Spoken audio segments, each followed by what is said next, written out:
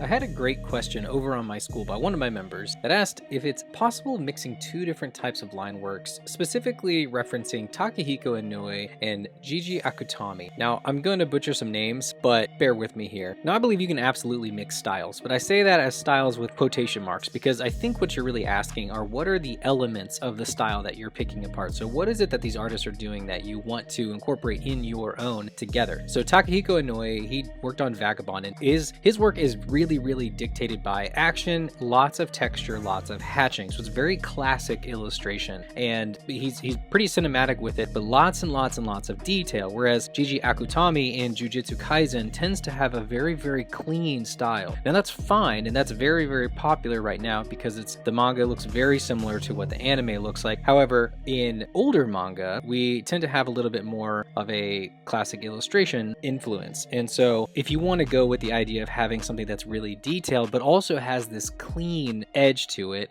I like to reference Katsuhiro Otomo, who worked on Akira. Now this book it's older and it's from the 80s, and it definitely has this there's a lot of manga from the 80s and even going into anime that they all have a similar style because they all go in stylistic waves. And so this is sort of a more Western feel in the characterization, and you see a lot of this, like lots of detail.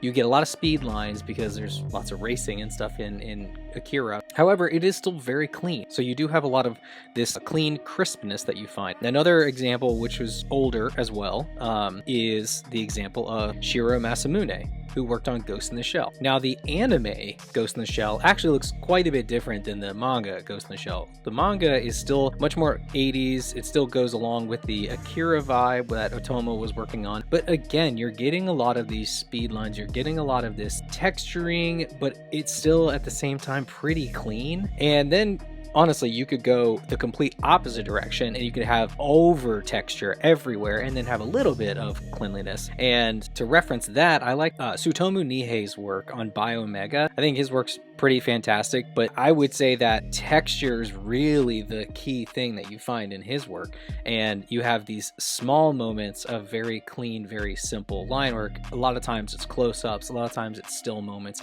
but there's just action, energy all over the page, and there's texture and there's heavy contrast, and all of those things are first and foremost, but that's a part of the story, and the quiet moments are whenever he has this very clean line work. So I think absolutely you can mix and match these different stylistic elements that you want, because as long as it is serving your story and it actually makes sense, I don't see any reason why you wouldn't want to go ahead and use as many different pieces of detail and storytelling elements that you can to make the best story that you can have. If you find yourself in a situation where you have questions like that too about art or storytelling, head over to my Skool and join that community we've got over there. I've been posting all of my art hack downloads there too, so you can grab a few goodies there as well. But I appreciate the question. I appreciate the chance to talk about it. Thanks for watching, everybody, and remember to get out there and go practice. Thanks, everyone.